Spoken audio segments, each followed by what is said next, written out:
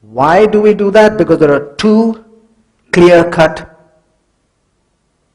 attitudes and claims. Look at this statement here and watch the word precisely.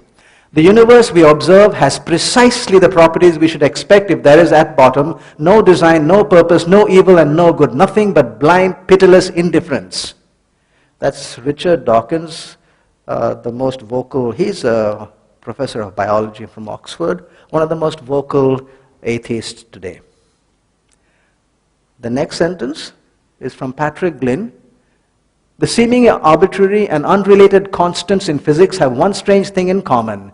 These are precisely, got the word? Precisely the values you need if you want to have a universe capable of producing life. There is no good reason for an intelligent person to embrace the illusion of atheism or agnosticism. Both are using the words precise, referring to facts and evidence, and yet reaching diametrically opposite views. So, we've got evidence obviously on both sides. We've got to do a good check on both sides. So we go to the arguments. The Pan process has these four arguments. For A meaning there is no God in existence, and B meaning there is a God in existence. Let's get on with the arguments. Number one, option A, God is non-existent. Arguments for that statement, none. Do you know why none? Because the statement is a negative statement. There is no God in existence. There isn't a God in existence. It is a negative statement, and a negative statement is valid only when you have exhausted all the possibilities. Let me give you an example. Suppose I have to state that there is nobody in this room by the name of John Smith. How many people should I be familiar with in the room? Everybody. And only after I've gone to every one of you and got your name can I make that statement.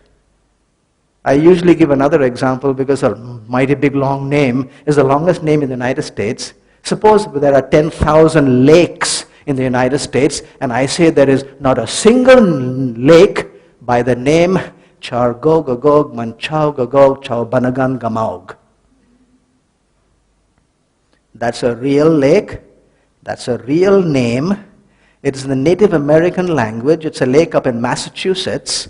And the translation of that is, I fish on my side of the lake and you fish on your side of the lake and nobody fishes in between. Chargogagog Manchaugagog Chaubanagan Gamaug. Just suppose, I just throw it in for trivia. Just suppose we say there's no lake, none of the 10,000 lakes in the United States has that name. How many lakes should I be familiar with? Will 9,999 do? No. You must know all the 10,000 lakes, and only then will that negative statement be valid. Let's translate that concept to this idea of God. If we are going to say there is no God in existence, then well, let's first take the claim that there might be a God in existence. And if there is a God in existence, then there might be a location for him. He might be located somewhere. Are you familiar with every nook and corner of the state in which you live? Country? How about the world? Been to the moon? What if he has set up his office on the dark side of the moon? Been to the sun, 93 million miles away? Been to any of the other suns? Do you know how many other suns there are in our galaxy, the Milky Way galaxy? 100 billion stars. Been to any of them? That's one galaxy, the Milky Way galaxy. If we ask the astronomers, how do they guesstimate how many galaxies there are in the universe? Do you know how many there might be? What is the guesstimated number of galaxies in the universe? They look up, in one angle and then calculate the area there and then extrapolate it to the rest of the universe. 125 billion galaxies. Been to any of them? Even if you had gone to 99% of the galaxies, there would still be a billion galaxies still to go to. By what stretch of imagination can we now say there is nothing out there that I can call God?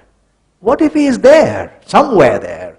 And therefore, we say that a statement in the negative cannot be valid until you have exhausted all the possibilities. Furthermore, if you and I can walk around, move, don't you think if there's a God, He also could move around? Just a simple logical question. If I can move, don't you think He can move? Of course He should be able to move if He gave me the ability. Well, then, if I go looking for Him in Canada, He may have gone to India. And if I go looking up the North Pole, He may have found His way down here to Australia. So for me to say He is not anywhere, are you with me? For me to say that He is not anywhere, not only should I know and be familiar with every point, I should be at every point at the same time. Knowing every point is known as omniscience, and being at every point is known as omnipresence. These are the attributes we give to God. So for me to really stand up here and say there is no God in existence, I must have the attributes of God. It's a tangled knot, and there are no arguments in that column. Number 2 is arguments against B. B is the claim that there is a God in existence. And the arguments against that are these. I've found 4. You will find many if you do your own search. I found these 4. Lack of empirical evidence. What's empirical evidence? Straightforward, direct evidence. Feeling, touching, hearing, tasting. Empirical evidence. Yes. I don't have empirical evidence for God's existence. I don't. So it could possibly be an argument. Because we don't see, don't hear, maybe He's not in existence. Yes, it's an argument, but it does not cover all of what we know. Because there are so many other things that I don't see or feel or taste, but I know it exists, right? Like my mind, my own brain. I don't feel or taste it. My stomach, I don't. And yet, I know it exists. I don't know, I don't have any empirical evidence that water is H2O.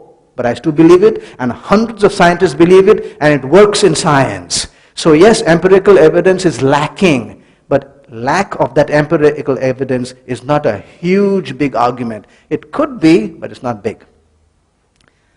Pain and suffering is a big one. There's so much of pain and suffering. So how can anybody say there's a God in existence? It is a tough one, and I will acknowledge it immediately. But on closer evaluation, the presence of pain and suffering is not an argument against the existence of God. It is an argument against the type of God we are claiming there to be, not the existence. Because the God that might be out there is a bad God then. Maybe He does cause pain and suffering, but He's a God anyway. So presence of pain and suffering is not an argument against God, but against the type of God or His attributes, not His existence. Number 2, pain and suffering are not the entire spectrum of our experiences on earth. We do experience pain and suffering, but we also experience exquisite joys and pleasures, don't we? All right, then let's be fair. If pain and suffering point to a situation in which there is no God, then what do those exquisite pleasures and joys point to? Yeah? It's a simple argument. And at best, they will cancel each other. So we still are not making a strong enough argument. The same thing with number 3, bad design and lack of design. Yes, there is randomness in some of the place experience that we face. You go out to a hillside. How are the rocks over there? In random manner. What are the trees in the jungle in random manner? How can you explain a little child who got leukemia? Is there a real logical explanation why this little child got leukemia? You stand there nonplussed, deep in grief. There is no explanation. It seems random. Sure, there are places where there is no explanation at all. And yet, again, that is not the last or the only experience that we go through. There's not only just randomness in everything, there is so much of design in our world. And the design is just not ordinary. The design sometimes is so complex and precise that we are amazed. So if there is in one area randomness, no design, and that points to non-existence of God, then what do all this huge, beautiful, intricate, complex design point to? Again, they'll cancel each other. They don't stand. Number 4 is difficulty with the concept of creation. That's a tough one too. And because of 2 factors. It is not consistent with any observable phenomenon. I have never seen anyone snap his fingers and a whole mountain range just comes up as created. Have you? No. It is not an observable phenomenon. Number 2, it is not in conformity with any scientific law. I cannot appeal to a scientific law to say that that is how creation took place. So it is just a claim, and we have to leave it at that. Yes, it is difficult. But just because we can't explain that doesn't throw it out. It just says that we are deficient in being able to explain it. These 2 points are pretty strong, showing that there is more that we need to establish that statement in fact or in evidence, and therefore we do rest on what is known as belief or faith. Granted that. So we have our arguments on that side. Argument on one column, argument on 2. Let's get on to the other side now, to arguments 3 and 4. The option is now B.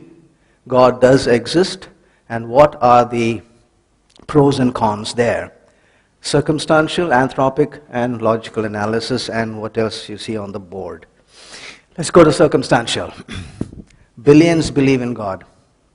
If there's only one person who tells me that he or she saw a little cow with the heads on both sides of the body, I'll say, yeah, give me another one.